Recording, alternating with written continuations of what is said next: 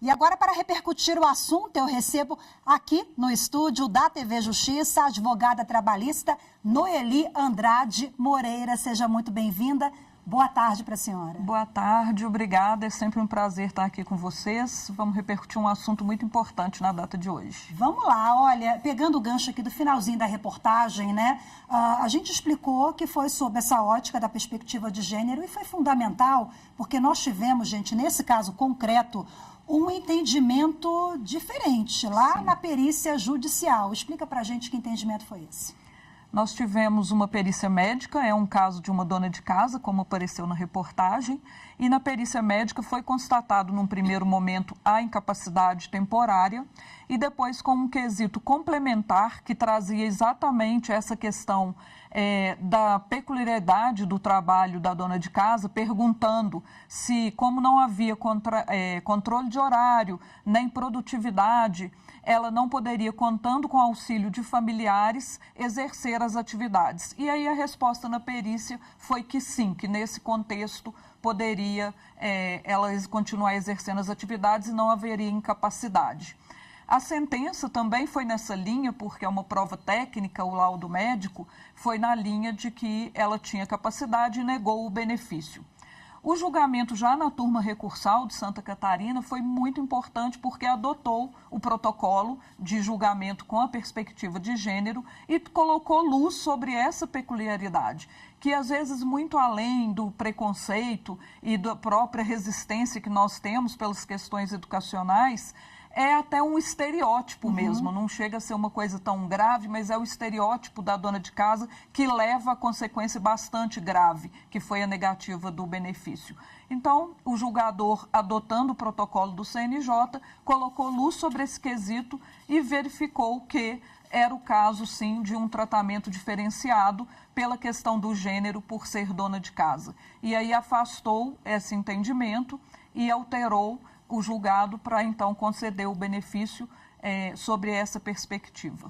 E o protocolo deve ser adotado em todas as causas trabalhistas, enfim, de todas as perspectivas? Sim.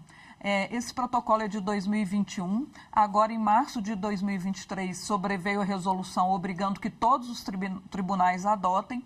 E a questão da diferenciação de gênero permeia a nossa sociedade em todos os assuntos. Então, realmente, ele deve ser adotado na esfera criminal, que a violência contra a mulher já é bastante vista, na esfera trabalhista, previdenciária, civil, nas questões indenizatórias.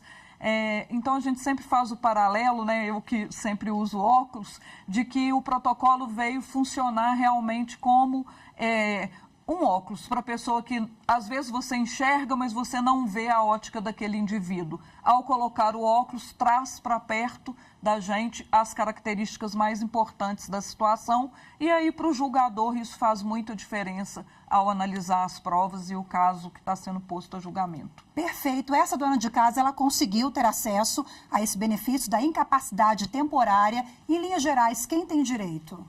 A gente está falando aqui do contribuinte facultativo, então qualquer pessoa com mais de 16 anos que não tem atividade remunerada e contribua para o INSS tem direito a buscar o benefício sempre que tiver uma doença que o impossibilite de trabalhar temporariamente. Esse caso concreto não quer dizer que agora as donas de casa vão procurar o Poder Judiciário e vão conseguir. Cada caso é um caso, a gente sabe, e podemos dizer que já há uma construção de jurisprudência nesse sentido ou estamos caminhando para ainda?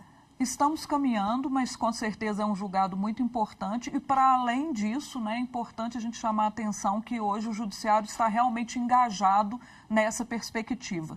Então, como eu disse no início, hoje nem são só as donas de casa, temos também donos de casa, né, nessa questão do gênero.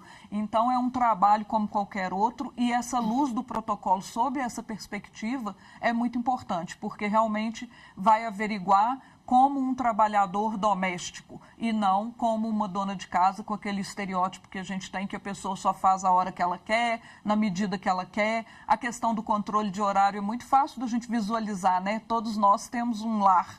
Então, claro que existe horário, eu não posso querer fazer o almoço às 17 horas. Se eu tenho criança em casa, eu tenho horário para finalizar as tarefas. Então, a perspectiva do protocolo é exatamente essa, aproximar dessa realidade que para as mulheres ainda são bastante presentes, né? E trazer, então, à baila para o julgador a ótica de que é importante ver o caso concreto. Perfeito, muito obrigada pela sua participação aqui ao vivo conosco na Rádio e TV Justiça. Muito obrigada pela presença, pelas reflexões todas. Boa tarde. Eu que agradeço aí o convite. Boa tarde.